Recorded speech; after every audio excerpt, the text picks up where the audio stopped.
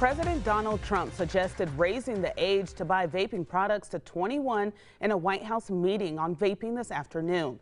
Utah Senator Mitt Romney was among those attending the roundtable. Senator Romney brought up legislation to ban flavored vape juice, which he said would help stop children from getting addicted. Senator Romney went on to say he hoped the administration will act on its prior proposal to ban flavors that appeal to kids, and that he would continue to push for legislation that, quote, bans flavors, ensures that vaping cartridges are tamper-proof, and bans e-cigarettes from schools. Well, cold weather is pretty rare in Arizona, but rain in parts of the state Thursday turned to hell as a cold front moved in. Some of it as big as a silver dollar. There was so much hail that it looked like snow in some areas. CNN's Brianna Whitney has more on the wild weather. It is hailing. I'm in the middle of a hailstorm. You know what I mean? I was like tripping. From the west to the east, the valley became a winter wonderland of hail. Holy crap! I had it on my phone. Tisha Renea Shaw found herself in the middle of it in Tempe, driving for a med transportation company when it started to dump down. It was hitting real hard. Like pounding. She was on the freeway, but it was scary. It was scary. It was loud. Where traffic became a standstill. And everybody, like, they froze. You know, they all froze. Have you ever seen anything like this? No, and that's what I said. I've never been in anything like this before. But as the sun came out, everybody pile on. Here we go. So did the kids. As you can see, it is really delicious.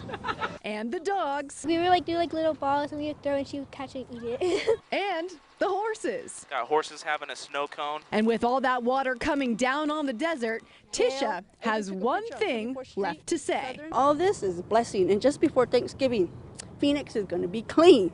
Time now for Utah's most accurate forecast with Dan Pope, Weather Rate certified 8 years in a row. All right, outside we have a lot of clouds, but they are beginning to break up. Ogden now partly cloudy. Logan is clear, so it's just about ready to turn frosty here in Salt Lake City. Here's the back edge right there on the satellite review. The clouds are going to continue to move away. So tomorrow we have a lot of sunshine. A few of those high clouds coming in early Sunday. Here's the next storm. It's going to barrel down through southern Idaho, and it's going to arrive in northern Utah early Monday morning. Now, it doesn't look like much now, but there's a very strong jet stream. It's going to come along just about 9 a.m. to noon to 2 p.m. It's going to churn the atmosphere, and this is going to turn into a very quick hitting and gusty shifting winds. So southerly winds and gusty to north winds, and a quick 1 to 2 inches of snow that'll fall along the Wasatch Front of the valleys, with possibly a little more, 2 to 4 on the benches. My newest computer charts are saying that could see 1.2 in Ogden and 1.5 in Evanston. So again, light amounts of snow, 3.7 in Tooele, but up in the Cottonwood Canyons, where there may be a little enhancement from the Great Salt Lake and the perfect flow, could be as much as a foot of snow or more on Monday alone. So that's what we're looking at. Now, traveling Monday, here's the issue. That cold front's coming down, so we're going to have some snow in portions of Idaho and Montana, Wyoming, rain and snow back across the Pacific Northwest.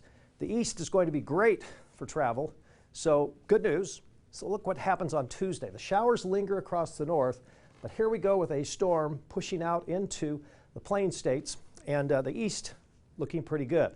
Oh boy, on Wednesday, there's a big storm over the west, showers up to the east and north. So Wednesday is going to be a very difficult day for travel across a good portion of the Intermountain region. Some of this could be rain-snow mix in the Salt Lake Valley on Wednesday because of downsloping winds, warm winds that come off the Oquirrh Mountains, and sometimes we get a rain or a snow shadow.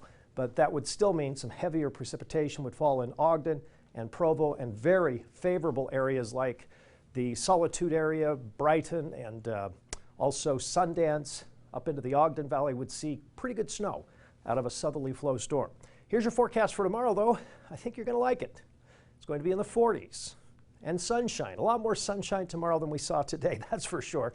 All right, now we do have football games. Idaho State at Weber State in the 40s tomorrow, and Boise State at Utah State getting kind of cold tomorrow night, dropping to the upper 20s.